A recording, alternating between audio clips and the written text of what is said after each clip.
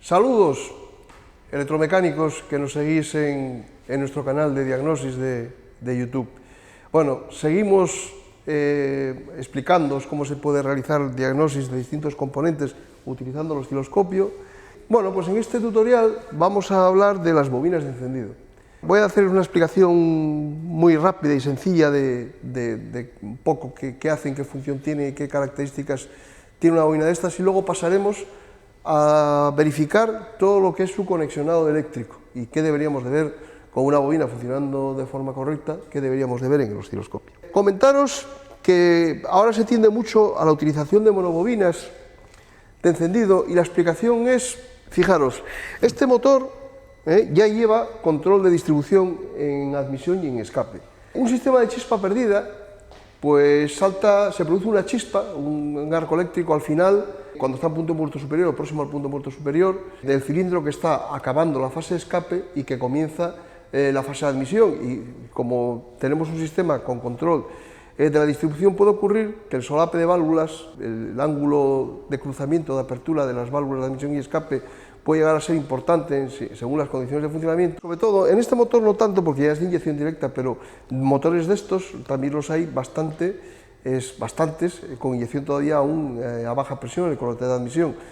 El arco eléctrico podría llegar a inflamar parte de la mezcla que inicia su ingreso en el cilindro con la válvula de admisión abierta y provocar un retroceso de llama. Luego, el colocar una monobobina y no una bobina con doble salto de chispa tiene esa ventaja de que me da mayor grado de libertad, muchísima más libertad a la hora de elegir el momento en que salta el arco y los juegos que yo puedo llegar a hacer con la inyección o con la distribución. Luego, el vehículo pues va a ir equipado con una monobobina.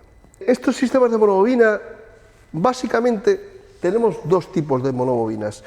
Las hay en la cual la etapa de potencia es la circuitería electrónica que produce el mismo efecto que antes hacían unos platinos, es decir, unos platinos interrumpían y conexionaban la bobina, del primario de bobina, a la corriente eléctrica y a masa, y así se controlaba el movimiento de salto del arco, el tiempo que se cargaba la bobina y acumulaba energía magnética. Bueno, pues en un encendido electrónico, esa función ya no la hace un contacto mecánico, la hace un dispositivo electrónico. Es un amplificador electrónico transistorizado que puede conectar y desconectar la bobina a negativo, igual que hacían los platinos. Esa etapa de potencia pues puede ir montada en el interior del propio conjunto de monobobina o puede ser externo a ella. Los que lo llevan externo podría llevarlo en un componente externo o podría llevarlo en el propio calculador de motor, es decir, hacer el control de la bobina desde el propio calculador de motor con etapas de potencia montadas dentro del calculador de motor. Como ya os he explicado, las ventajas que tienen las monobobinas pues son importantes cara a estas gestiones modernas. Como vemos en el esquema, el conexionado se realiza mediante estos tres terminales que tenemos aquí. Estos son los que vienen de la estación del vehículo, vemos que tiene tres terminales, y este es el conector que va a lo que es la bobina, es donde va conectado estos terminales. Lo que vamos es, como vamos haciendo en todos los tutoriales, es intercalar unas bananas de conexión con unas prolongaciones con sus correspondientes espadines macho y sus conexiones hembra, para no tener que andar pinchando cables ni andar haciendo ninguna trastada de esas que al final acaban estropeándose los terminales, y sencillamente pues mediremos con facilidad aquí. De los tres terminales de conexión que tenemos, uno va a ser alimentación de positivo, otro va a ser el mando de bobina y otro va a ser un negativo para la descarga de la tensión y de la corriente de secundario de bobina. Como ya os expliqué anteriormente, el mando de la bobina lo hace una etapa de potencia que puede ser interno, puede ir montado en el propio conjunto de monobobina o puede ser externo. Bueno, cuando es externo, lo que vamos a apreciar, o la diferencia que vamos a ver es que vamos a poder ver la tensión de primario de bobina, que si no, no podríamos ver primario de bobina. Ahora os voy a explicar qué conexiones voy a usar y qué herramientas del osciloscopio voy a usar para verificar de una forma fidedigna el funcionamiento, el comportamiento de una bobina de este estilo. Comentaros que voy a utilizar 4 canales. Y voy a utilizar 4 canales porque voy a medir el voltaje o tensión de alimentación de la bobina, siempre referenciándolo respecto a masa. Un canal, medida en tensión. Voy a medir, en este caso, como el mando de la bobina es externo, voy a medir tensión de primario de la bobina, y para eso utilizaré otro canal. Luego voy a utilizar corriente de primarios, muy importantes. Ya en todos los tutoriales que vamos haciendo os comentamos que todos los elementos de potencia que consumen una cierta cantidad de corriente, para saber si eso está funcionando correctamente debemos de medir la corriente que circula por ello. Bueno, pues utilizaremos una pinza amperimétrica para medir la corriente de bobina, luego otro canal más, ya van 3 canales, y por último mediremos la tensión de secundario. La tensión de secundario es la alta tensión que se va a generar dentro de la bobina para hacer saltar el arco eléctrico en la bujía. Y bueno, vamos a utilizar dos posibles tipos de herramienta, según lo que queramos hacer. Es decir, si simplemente estamos haciendo una verificación y queremos saber si se genera tensión de secundario o no se genera tensión de secundario, utilizaremos una herramienta muy cómoda, que es como una antena, luego la enseñaré. Puedo hacer esa verificación sin tener que andar desmontando bobina, ni colocando ningún cable de adaptación, ni nada. Es cómoda y rápida. Solo tiene un inconveniente, que si quiero medir con precisión valores de voltaje, los tiempos me los mide perfectamente. Los tiempos de duración de arco de chispa, eso me lo mide bien. Ahora, cuando yo quiera determinar con precisión pues la tensión de pico de ionización o la tensión de extinción del arco, porque estoy buscando una posible avería y debo de medir con precisión esos valores de tensión, para eso no me sirve. Entonces, para eso utilizaré un adaptador, que luego os enseñaré cómo se pone y cómo debemos de chequear esos parámetros. Luego, bueno, voy a empezar localizando la alimentación de positivo de la bobina.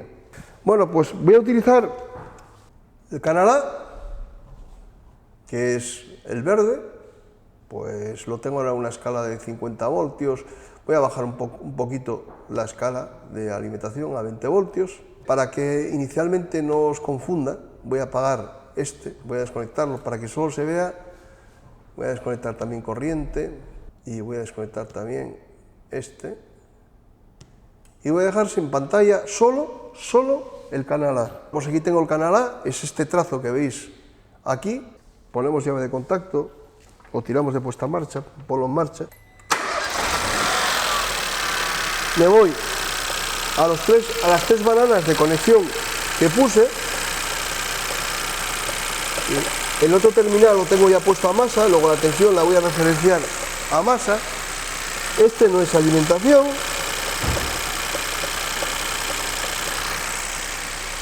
Esto no es alimentación. Y aquí tengo alimentación. ¿Qué veo aquí en alimentación?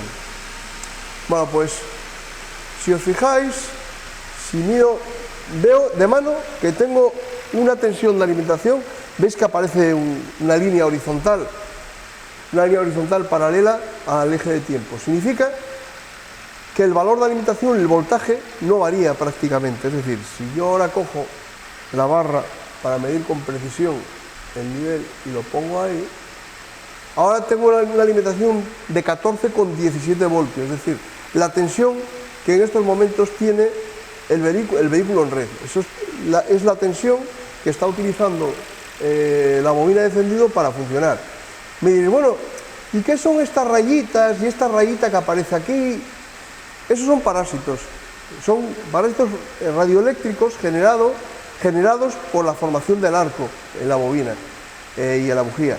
Este pequeño pico que vemos aquí, pues es un pequeño pico de tensión que afecta a la alimentación positiva, pero bueno, que no tiene mayor importancia y que es normal que ocurra ahí.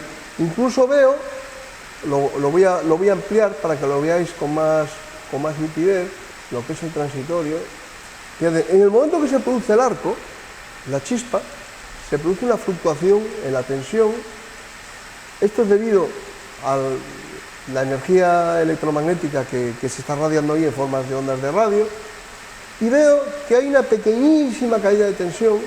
Mirad, aquí tengo una tensión, es un valor muy pequeño, de 200 y poco milivoltios, y es debido simplemente a la corriente que se consume en la propia bobina. Si yo quisiera eliminar este pequeño ruido eléctrico ahí, pues utilizaría filtro, porque realmente este pequeño ruido que hay aquí, para que viéramos un defecto, por ejemplo, producido por la alimentación, tendríamos que ver una caída de tensión mayor de medio voltio, 1 voltio, ¿entendéis? No hay una caída de tensión tan grande, es muy pequeñita. Bueno, pues lo que tengo que ver es que en el positivo de alimentación de una bobina de estas, cuando funciona correctamente, tengo que tener esa tensión cercana a la de alimentación de red y que no pueda haber una variación de tensión muy grande. Si hay una variación de tensión muy grande cuando se pone a conducir la bobina, eso me indicaría de que hay una resistencia en el cable de alimentación de positivo grande y por eso se me produce esa caída de tensión.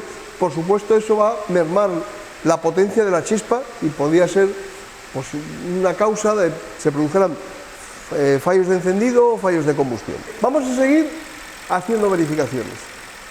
Ahora voy a coger otro canal y voy a comprobar pues tensión de primaria. Voy a utilizar el canal B, que es este que tengo. Lo tengo desactivado, lo voy a activar. Lo pongo en activación manual. Y ahora ese canal que tengo en rojo es este.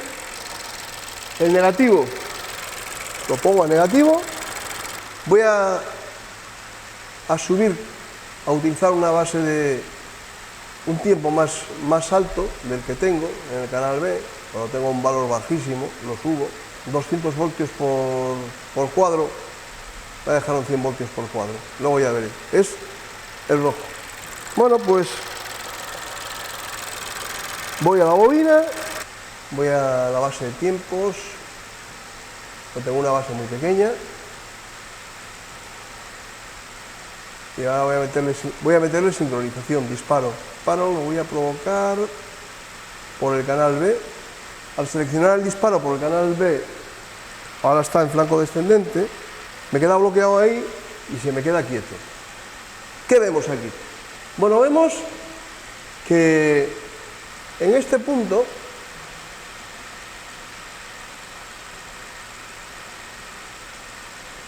aquí lo tenemos a 14,41 voltios, hasta aquí, es decir, tenemos este terminal prácticamente a igual potencial casi que el de alimentación. Y en este instante, justamente aquí vemos que se produce un flanco descendente muy brusco y me baja a un valor de voltaje pequeñito, casi cero, aquí, prácticamente a 0 voltios, está ahí. Ese es el instante en el cual la etapa de potencia transistorizada, que actúa como un platino, conecta el terminal de negativo de la bobina a masa. Por eso el voltaje se me cae a 0. En este momento empezaría a pasar corriente por el primario de bobina y se empieza a generar campo magnético y se empieza a acumular energía magnética en la bobina, que es la que va a ser empleada para producir la chispa. Es decir, que desde ese punto, bueno, voy a detenerlo para que no se mueva mucho. Desde ese punto a este punto está conectado directamente el primario de bobina a masa, está pasando corriente por la bobina se está cargando magnéticamente. Es decir, que desde aquí a aquí es el tiempo en el cual la bobina está conectada a masa. A ese tiempo lo llamamos tiempo de conducción. Y durante ese periodo de tiempo lo que hace es ir acumulando energía magnética a la bobina. Y fijaros en un pequeño detalle. Veis que el comienzo de conducción empezamos con un voltaje muy bajo, pero que al final el voltaje sube ligeramente. ¿Y eso a qué es debido? Eso es normal. Ahora os voy a explicar por qué. Aquí vemos que, bueno, me aproximo a 2 voltios, casi 2 voltios respecto a masa. Eso es debido a que durante todo este tiempo la corriente de la bobina fue creciendo. Es decir, aquí la corriente era muy pequeña, pero aquí la corriente prácticamente es máxima. El calculador controla el tiempo de conducción para conseguir la saturación de la bobina. ¿Qué es saturación de la bobina? Saturar la bobina consiste en alcanzar un valor de intensidad de corriente que cree el mayor campo magnético posible. ¿Qué pasa si seguimos después de la saturación con la bobina conectada? Después de la saturación magnética, si seguimos con la bobina conectada, no conseguimos más potencia de encendido. Ya todos los átomos, los dominios de material ferromagnético que hay en el núcleo de la bobina se orientaron todos en un sentido, ya no consigo orientar más, luego no acumulo más energía magnética en la bobina, lo único que hago es calentar la bobina y posiblemente quemarla. Luego, tampoco el tiempo de conducción debe ser tan grande que sigamos después de la saturación de la bobina, porque lo único que haría sería acabar dañando la bobina. Sobrecalentar la bobina de forma innecesaria y sobrecalentar la etapa de potencia transistorizada de forma innecesaria. Bien, luego aquí acaba el tiempo de conducción. ¿Qué ocurre a partir de aquí? Bueno, a partir de aquí vemos que se produce una oscilación, unos picos ahí, y se genera un pico de tensión, lo veis en rojo. Voy a apagar el canal A para ver solo exclusivamente lo que me interesa. Se me sale de pantalla. Voy a coger y en vez de utilizar 200 voltios lo subo a 200 voltios por cuadro, ¿de acuerdo? Entonces veo que aquí, que es en el momento en que deja de conectarse a través de la etapa de potencia la bobina a masa, es el mismo efecto que ocurría en los platinos cuando el platino se abría. Es decir, este punto sería el punto en el cual el platino se abre. Aquí no es un platino. Mejor que hablar de platinos voy a comentaros de interruptor. Me ha hecho una corrección mi amigo Carlos y tiene razón. Vosotros muchos seréis más jóvenes que nosotros, entonces el tema de los platinos quizás sea una cosa que os quede un poco lejana ya. Es un interruptor, o sea, esa etapa de potencia actúa como un interruptor. Hasta aquí el interruptor estaba cerrado y pasaba corriente a masa, y en este momento el interruptor, ¡bum!, se abre. Y al abrirse, de golpe, deja de pasar corriente. ¿Qué es lo que ocurre? Pues que toda la energía magnética que está acumulada en la bobina se va a transformar en un pico de tensión, debido a que, bueno, realmente la bobina es como si tuviera inercia y la bobina intenta que el campo magnético, la energía acumulada, intenta que siga pasando corriente en el mismo sentido. Como se interrumpe de golpe y al interrumpirse de golpe interrumpo el paso de la corriente, ¿qué hace él? Bueno, pues él responde generando un voltaje muy elevado para que siga intentando pasar corriente, y ese voltaje en el primario lo puedo medir. Si cojo aquí, ahora me voy aquí, voy a ponerlo, me voy a unos 100 voltios aproximadamente, lo veis ahí, 99,55 a unos 100 voltios. En este instante, justamente ahí, cuando veo esa señal en el primario, se produce la chispa, el arco eléctrico. Se produce el arco eléctrico, se ceba el arco en la bujía, y la energía que estaba acumulada en el núcleo de la bobina, el núcleo de la bobina afecta a los dos arrollamientos, el arrollamiento primario y el arrollamiento secundario, se descarga en forma de corriente eléctrica en el secundario. Desde ahí hasta ahí, la energía magnética que había acumulada no se puede descargar por el primario porque interrumpí de golpe el circuito, pero sí que en el secundario se forma un arco eléctrico de los electrodos de la bujía. En ese punto se va a formar el arco eléctrico y se empieza a descargar. Si os fijáis, de aquí a aquí, digamos que sería el tiempo que dura el arco eléctrico formado en la bujía. ¿Y qué tensión mantiene el arco eléctrico? Bueno, pues la tensión de primario para el arco eléctrico, así un valor promedio, pues viene a ser de unos 22,56 voltios, lo que tenemos. Y ya en este punto, aquí no es capaz de seguir formándose arco en el secundario, aún queda algo de energía residual en forma de energía magnética y se disipa en esta oscilación que veis aquí, este periodo de oscilación, hasta ahí. Se generan ondas de radio, una aquí, dos, tres, ya la cuarta prácticamente desaparece. Eso es como un péndulo. O sea, un péndulo tiene energía acumulada, energía mecánica, lo suelto y empieza a oscilar. Si no tiene fricción o tiene mucha energía acumulada, da muchas oscilaciones y va perdiendo energía que se va transformando en calor. Y si tiene mucha fricción o muy poca energía acumulada, lo levanté muy poquito, con pocas oscilaciones, se para. O sea, la bobina se comporta igual, o sea, la bobina tiene una cantidad de energía acumulada en forma de campo magnético que aún no se descargó del todo. O sea, descargué mucha energía en la formación del arco, pero no la agoté completamente. Entonces, esa energía no es capaz de seguir manteniendo el arco porque no consigue tensión de ionización suficiente, tiene que irse a algún lado. sencillamente se produce una oscilación, se genera una tensión oscilante, un transitorio oscilante en la bobina, y debido al efecto de la resistencia del propio hilo de la bobina, de los propios conductores, se disipa en forma de calor. Entonces, si aquí se producen muchos piquitos de estos que veis, significa que no descargué toda la energía que podía haber descargado la chispa. Es decir, probablemente, si esto lo vierais más corto, por aquí, menor duración en la duración de la chispa de la bobina, porque tengo algún problema en la bujía o lo que sea, veríais que estas oscilaciones son mayores, porque me queda más energía residual que tengo que disipar. O sea, la duración de la chispa alrededor de los 2 milisegundos suelen andar en casi todo este tipo de encendidos. Eso es normal, al ralentí, tal como estoy. Si acelero, pues varía la presión dentro del cilindro, entonces al variar la presión dentro del cilindro varía la tensión de ionización. Bien, lo otro que os comenté es que todos estos elementos de potencia es importante pues ver la corriente. ¿Qué hace la corriente? Y en una bobina de manera pues muy importante. Acordaos que ya os comenté que el sistema, en la electrónica, tiende a la saturación del núcleo magnético para acumular la máxima cantidad posible de corriente. Y yo puedo ver con la pinza, precisamente, si se alcanza la saturación o si paso el nivel de saturación. Entonces, utilizaré una pinza perimétrica tal como esta, la voy a poner en el canal C, es el tercer canal que voy a utilizar, y el canal C aquí lo vamos a ver en verde, en el color verde ese que veis ahí.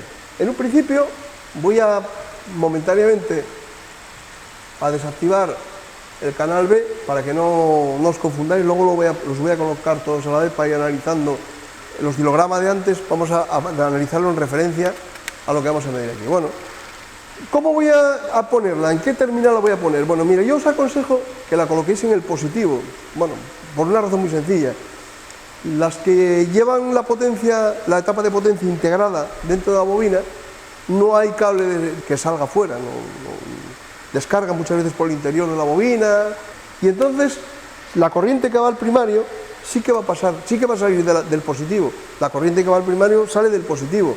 Luego, si esta la coloco en el positivo, sea cual sea el tipo de bobina, siempre voy a medir esa corriente. Bueno, pues voy a colocarla.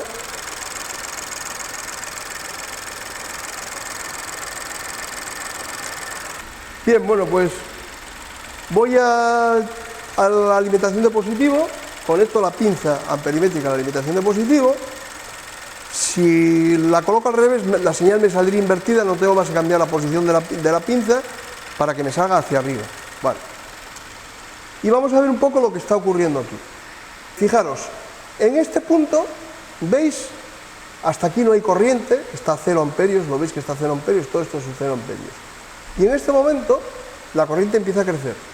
Bueno, este es el momento en el que se conecta, en que la etapa de potencia conecta la bobina a masa y empieza a pasar corriente por ella. Es decir, ahí sería este punto, empezaría a pasar corriente, y veis que la corriente va creciendo continuamente, hasta ahí, más o menos, que alcanza su valor máximo. Lo voy a detener, lo voy a parar, ahí alcanza su valor máximo, y el valor de corriente máximo 7,95 amperios. Bueno, son normales 8, 9, 10 amperios, incluso en bobinas antiguas para varios cilindros puede llegar hasta 15 amperios. Pero bueno, en estas monobobinas por debajo de 10 amperios, lo normal. Por encima de 5 o 6 amperios, por debajo de 10 amperios. Si la bobina estuviera sobresaturada, a partir de un cierto punto, la curva esta se aplanaría y sería paralela al eje de tiempo. En el momento que ocurre eso, ya la bobina no es capaz de acumular más campo magnético, ya no crece la corriente ya más. Bueno, pues ahora la corriente que está pasando por la bobina, si eso ocurriera, estaría calentando la bobina para quemarla. Luego, tenemos que ver que tiene que formarse una especie de señal parecida a la aleta de un tiburón, que indica que la bobina satura. Muy importante ver el valor, porque si el valor de la intensidad de corriente fuera muy baja, la energía que acumularía sería muy pequeña, la chispa sería muy débil, incluso fallaría, pero tampoco tiene que llegarse a un punto de estabilización de la corriente y seguir prolongándose en el tiempo, porque eso indicaría un problema en la tapa de potencia, estaríamos sobrecalentando la bobina, acabaría reventando y quemándose la bobina. Luego, esto sería lo que deberíamos de ver. Voy a poner ahora el oscilograma de primario, de tensión de primario, y vamos a analizarlo, los dos superpuestos, para que ver que todo lo que os comenté que ocurría en el análisis que hacíamos de la tensión de primario, que efectivamente tiene su imagen perfecta, especular en lo que hace realmente la corriente en él. Mirad, hasta aquí decíamos que la tapa de potencia, el interruptor ese de la tapa de potencia estaba abierto, no se conectaba a masa. Entonces veíamos que teníamos una tensión pues próxima a la de alimentación de la bobina, porque estaba interrumpido. Ahí estamos con esos 14,41 voltios, 14,2 voltios, 14,5 puede llegar a tener según el estado de carga, o 12 y pico cuando acabamos de arrancar. Bueno, pues hasta aquí, mientras está ese valor alto, el interruptor está abierto. Y no hay corriente, vemos que la corriente está a 0 amperios ahí. No está pasando corriente, es que no tiene que pasar corriente por ahí. Si estuviera pasando corriente por ahí, habría una derivación. No debería de ocurrir. Y en este punto baja a 0 voltios, y cuando baja a 0 voltios el interruptor se cerró y ahora empieza a pasar corriente por la bobina, que realmente es lo que veo que ocurre. Vemos que desde este punto la corriente empieza a crecer, empieza a crecer, empieza a crecer, empieza a crecer, hasta alcanzar su valor máximo. Que vemos que alcanza su valor máximo en el punto en que se interrumpe la conexión de la bobina a masa. Es decir, en este punto el interruptor ese de la tapa de potencia abría nuevamente e interrumpía la conexión del primario de bobina a masa, y era donde se formaba la chispa. Claro, si se abre ese circuito, la corriente tiene que irse a 0, que la corriente debe caer muy verticalmente, formando un flanco descendente muy importante, muy violento. Si viéramos que este flanco es más inclinado o hace cosas raras hacia acá, indicaría que ese corte, esa interrupción de la corriente que tiene que producir la tapa de potencia no es brusco, y estaríamos viendo que hay una posible avería, una posible anomalía, y el que ese salto, de que esa interrupción de la corriente no sea muy brusca, ocasionaría una pérdida de potencia de la chispa, una merma de la potencia de la chispa. Es decir, que aquí el flanco de descenso de la corriente tiene que ser brusco. Y luego, bueno, evidentemente, esta es la zona que ya explicamos, que la deformación del arco y descarga, la corriente tiene que ser 0.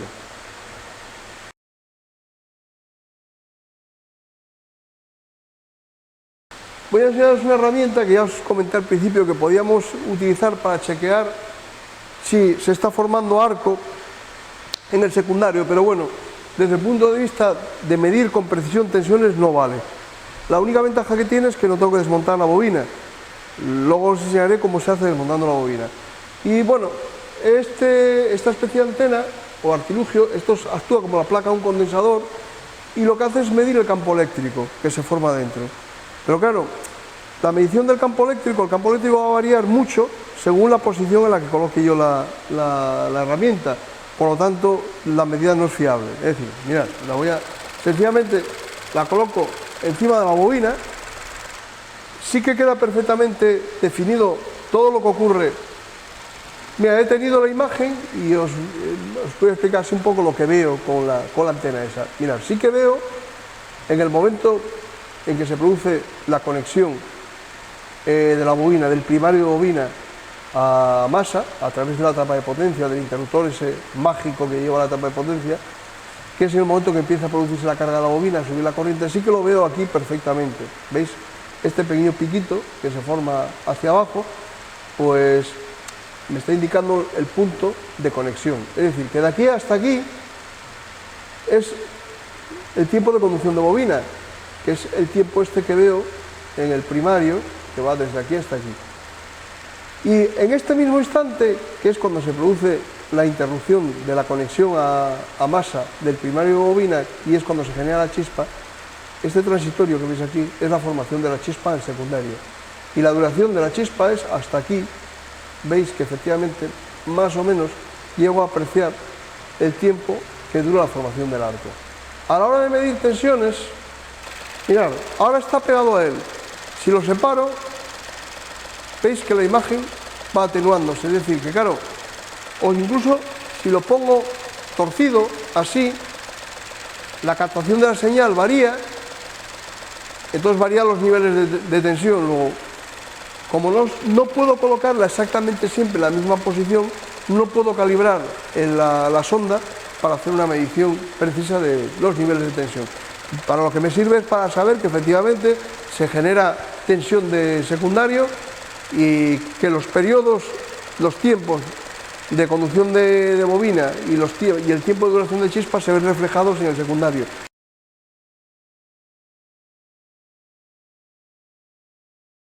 Bueno, como os comenté en un principio, cuando queríamos hacer una medición de tensión de secundario precisa, no podíamos hacerla con la antena nos servía para lo que nos servía, lógicamente.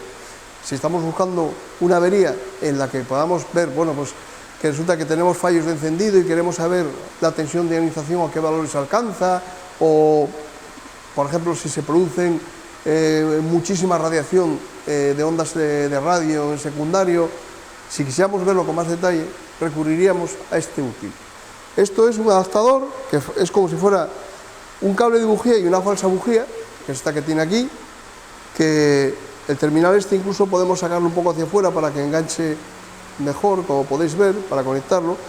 Y lo que hacemos es, que ya lo tenemos hecho para no perder mucho tiempo, porque simplemente sacar la bobina de su sitio. Para sacar la bobina, veis, la tenemos fuera aquí, no hay más que soltar el terminal que la fija, y esta parte que veis la conectamos a la bobina como si fuera la bujía, y luego a la bujía. Tenemos de forma que tenemos este trozo de cable, tal como lo veis aquí, sale del terminal de alta de la bobina y va a la bujía.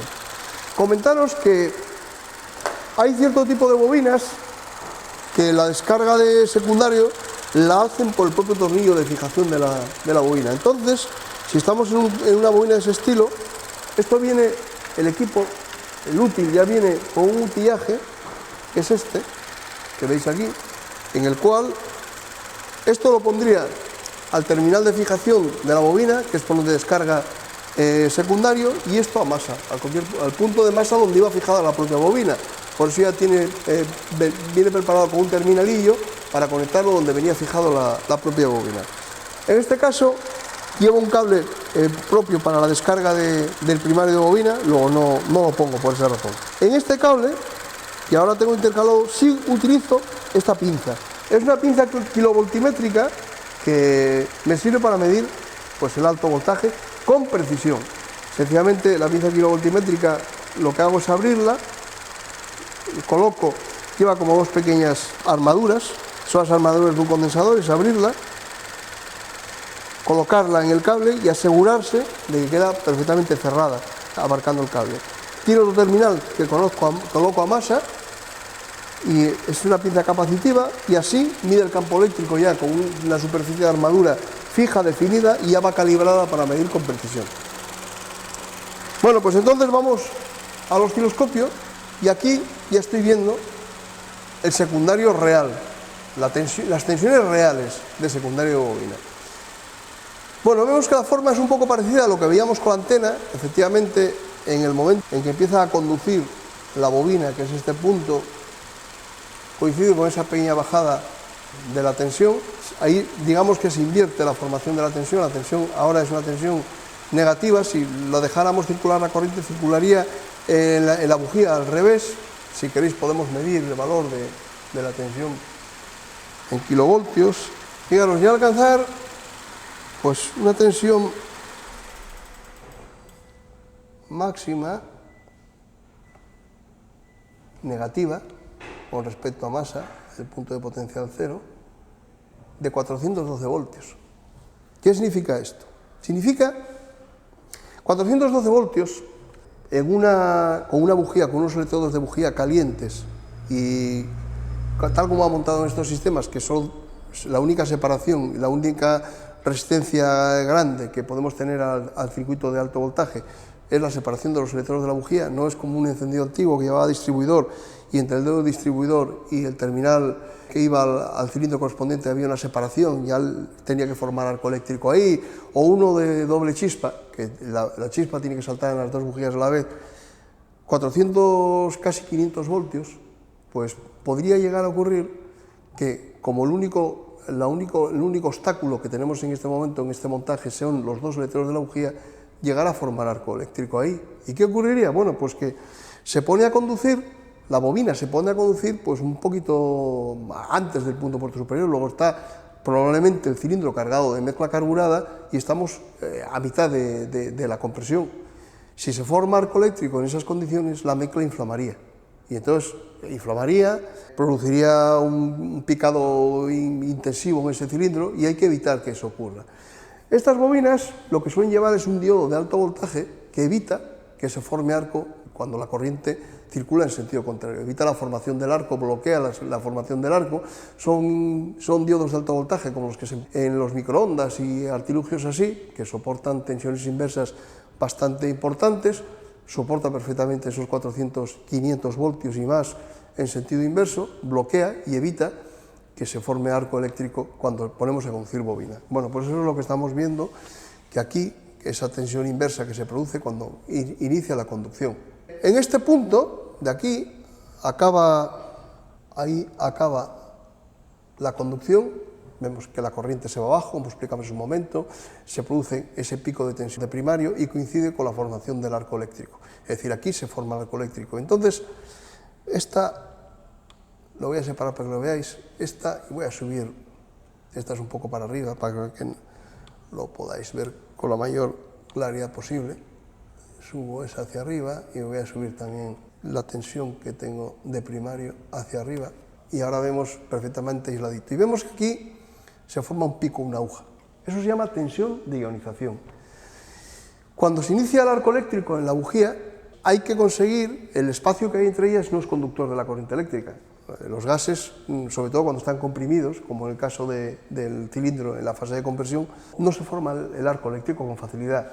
Hay que formar pues iones. Iones son átomos con carga eléctrica.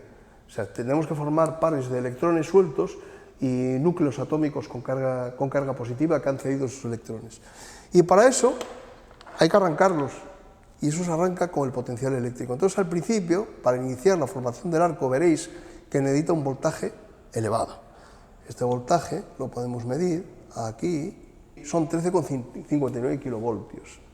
Mirad, ese voltaje al ralentí pues suele ser un poquito más bajo, en carga cuando vamos acelerando el voltaje sube porque la presión de compresión sube también, pero bueno, pues en ningún momento debemos de superar los 15, 16, 20 kilovoltios al ralentí. Y en marcha, por supuesto, si al ralentí ya superamos los 20 kilovoltios, va a producirse fallos de encendido. Es decir, que aquí estimaremos, viendo esta aguja de ionización, estamos estimando cómo está un poco la bujía. Esa tensión de ionización depende del estado de la bujía. Probablemente esta bujía, pues tenemos 13,59 kilovoltios, bueno, pues lo normal es que con una bujía en buen estado suelen andar sobre 10 kilovoltios, andar por ahí.